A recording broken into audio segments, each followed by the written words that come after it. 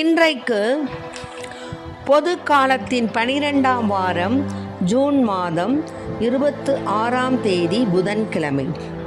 இன்று தேவன் நமக்கு தரும் ஜீவ நீரூற்றான இறை வார்த்தைகள் திருப்பாடல் 119, இறை வார்த்தைகள் 33, 34, 35, 36, 37 மற்றும் 40. நாம் அனைவரும் பாட வேண்டிய பதிலுரை பாடல். ஆண்டவரே, உம் விதிமுறைகள் காட்டும் வழியை கற்றுத்தாரும்.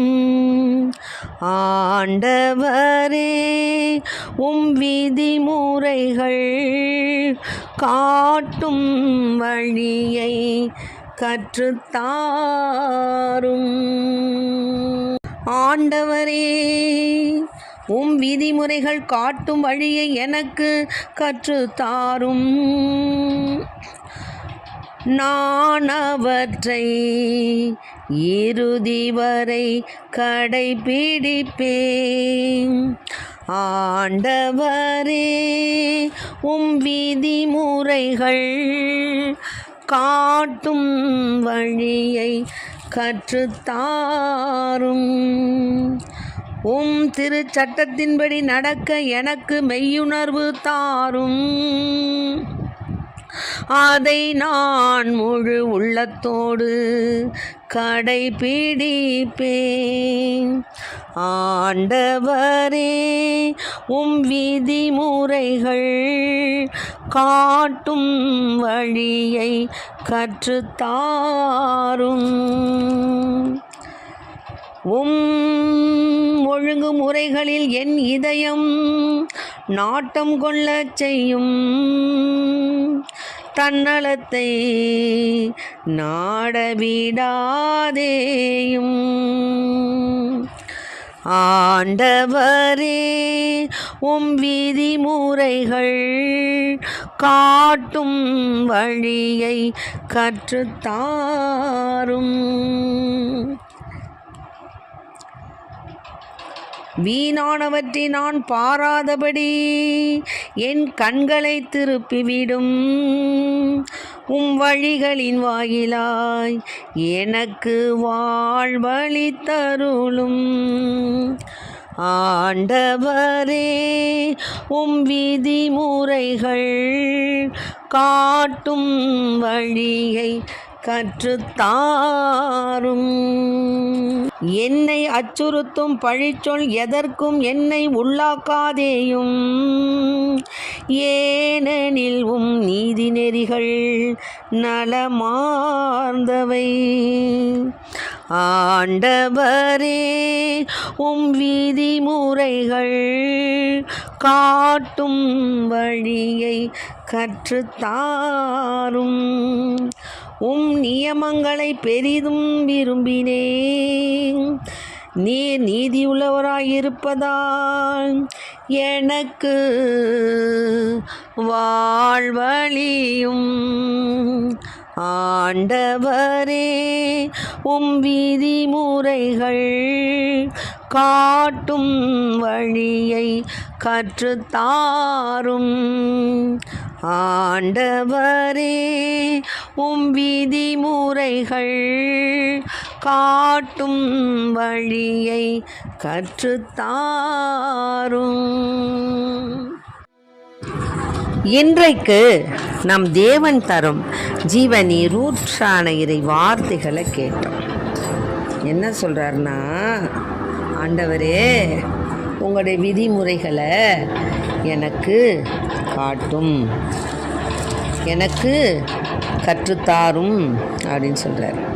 அதாவது நமது நுண்ணறிவுக்காக வேண்டுதல். ஆண்டவர் நம் நுண்ணறிவுக்காக இறைவனிடம் நாம் வேண்டும் பொழுது நமக்கு நிச்சயமாக அந்த ஆசீர்வாதத்தை தருவார்.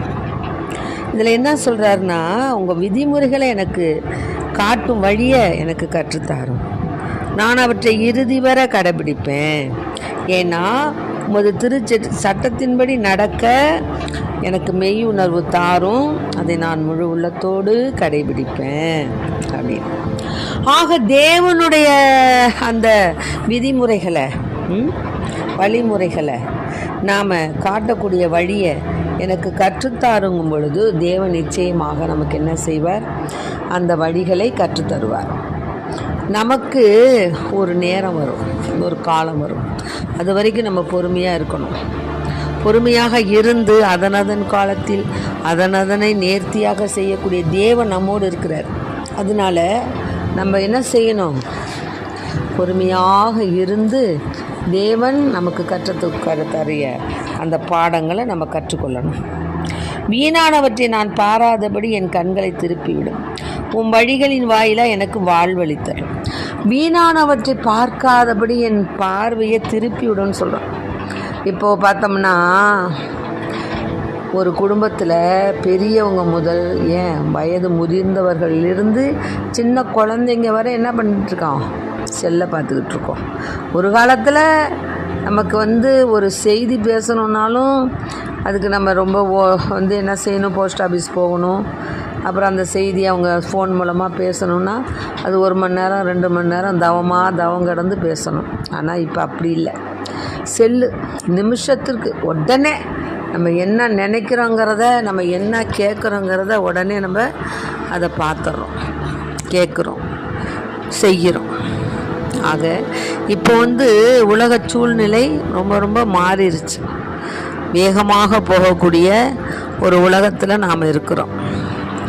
ஆக அப்படிப்பட்ட உலகத்தில் தான் நம்ம என்ன செய்யணும்? தேவனை பின்பற்றி வாழ அந்த விதிமுறைகளை எனக்கு காட்டுங்கய்யா அப்படின்னு நம்ம வேண்டிக்கிறோம்.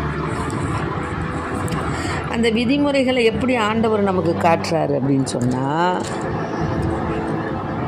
உம் நியமங்களை பெரிதும் விரும்பின, நீ நீதி உள்ளவராய் இருப்பதால் எனக்கு வாழ்வழியும். என்னை அச்சுறுத்தும் பழிச்சொல் எதற்கும் என்னை உள்ளாக்காதீங்க. ஆமென். எனக்கு வாழ்வழி தரணும். வீணானவற்றை நான் பார்க்கக்கூடாது, என் கண்களை திருப்பிடும். உமக்கு அஞ்சி நடப்போருக்கு அளித்த வாக்குறுதியை உம் ஊழியனுக்கு நிறைவேற்றணும். உமக்கு அஞ்சி நடந்தார் ஆபிரகாம். விண்ணிற்கும் விண்ணில் உள்ள நட்சத்திரங்களைப் போலவும் மண்ணில் உள்ள மணல் துகளைப் போலவும் உன்னுடைய சந்ததியை பெருக்குவேன்னு சொன்னீங்க.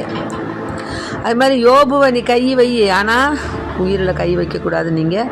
அதன் பிறகு ரெட்டிப்பான ஆசீர்வாதத்தை கொடுத்தீங்க. அது மாதிரி யோசேப்பு தன்னுடைய சகோதரர்களால் அடிமையாக விற்கப்பட்டு போய் அந்த சகோதரர்களுக்கே சாப்பாடு கொடுக்குற அளவுக்கு அவரை உயர்த்தினார் ஆண்டவர். ஆக இப்படிப்பட்ட தேவன் நம்மோடு இருக்கும் பொழுது நாம் எதற்கு பயப்படணும்? தாயின் கருவில் உருவாவதற்கு முன்னதாகவே நம்முடைய வாழ்வை அவர் தார் போட்டு ரோடு போட்டார். அந்த ரோடு தான் என்னான்னு நம்மளுக்கு காட்டும்படி தேவனிடத்தில் நாம் கேட்கணும். ஆக தேவனுக்கு சித்தம் இல்லாமல் எதுவும் நடக்காது. நமக்கு துன்பங்கள் வரலாம், துயரங்கள் வரலாம், எத்தனையோ இடர்பாடுகள் வரலாம், ஏக்கங்கள் வரலாம். எல்லாவற்றிலும் நாம் திவ்ய நற்கருணைக்கு முதலிடம் தர வேண்டும். ஓடோடி சென்று தேவனிடம் தான் நம்ம முதல்ல சொல்லணும். நம்முடைய விண்ணப்பங்கள், நம்முடைய கோரிக்கைகள், நம்முடைய கவலைகள், கண்ணீர்களை ஆண்டவரிடத்தில் உட்கார்ந்து சொல்லும் பொழுது நிச்சயமாக தேவன் நமக்கு பதில் தருவார். அதிலும் நொறுங்குண்ட ஆவியாய் பாவ சங்கீர்த்தனம் செய்யணுங்க. பாவ சங்கீர்த்தனத்துக்கு முக்கியத்துவம் கொடுக்கணும். அதை நம்ம அநேகர் அதை பற்றி தெரியதே இல்லை. ஏதோ போகிறோம் வர்றோம், உடனே உள்ளார நுழையிறோம், நாக்கை நீட்டுறோம், நன்மையை வாங்குகிறோம், கையை நீட்டுறோம், நன்மையை வாங்குகிறோம், சாப்பிட்றோம். இது தவறு.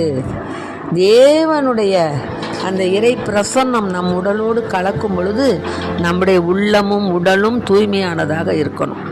அப்போ தான் தேவன் நம்மில் அகமகிழ்வார், அநேக அற்புதங்கள் செய்வார். என்னிடத்தில் ஒரு சகோதரி பகிர்ந்து கொண்டாங்க. அம்மா, நீங்கள் பாவ செய்தனும் முக்கியமாக செய்யுங்க, நீங்கள் பல அதிசயத்தை காண்பீங்கன்னு ஒரு ஆடியோவில் நீங்கள் சொன்னீங்க. அதை நாம் சிறமேற்கொண்டு நான் ரொம்ப நாள் எனக்கு ஒரு விண்ணப்பம் நடக்கவே இல்லை. நான் அப்புறம் கடைசியில் நீங்கள் சொன்னது மாதிரி நான் போய் பாவசிங்கத்தனம் செய்தேன். பாவசிங்கத்தனம் செஞ்ச உடனேயே ரொம்ப நாள் நடக்காத அந்த காரியம் நடந்தது. ஆமென். ஆமாம் அன்புக்குரியவர்களே, நம்முடைய வாழ்க்கையில் நம்முடைய பாவங்கள் மூலமாக நமக்கு வரக்கூடிய ஆசீர்வாதங்கள் தடை செய்யப்பட்டிருக்கு பிள்ளைகளே. அதை நம்ம மனசில் பதிய வைக்கணும். தேவனுக்கு முன்னதாக நாம் கரம் நீட்டி கை உயர்த்தி வேண்டினாலும் நம் உள்மனம் அழுக்காகவும் தேவனுக்கு அருவருப்பான காரியங்களையும் செய்திருந்தால் அதனால் நமக்கு எந்த விதமான பலனும் கிடைக்காது. ஆகவே அன்பு பிள்ளைகளை, நம்முடைய வாழ்க்கையில் நாம் திருச்சட்டத்தினுடைய நியமங்களை நாம் கடைபிடித்து நல்லதொரு பாவ சங்கீர்த்தனம் செய்து நம் ஆன்மாவை தூய்மைப்படுத்தி ஆண்டவருடைய விதிமுறைகளை நாம் கடைபிடித்து அவர் நம்மளை ஒரு நாளும் கைவிடாதபடி அவரை நாம் அன்றாடுவோம். இயேசுவுக்கு புகழ், இயேசுவுக்கு நன்றி. இயேசுவின் ரத்தம் எங்கள் ஜெயம். மரியே வாழ்க.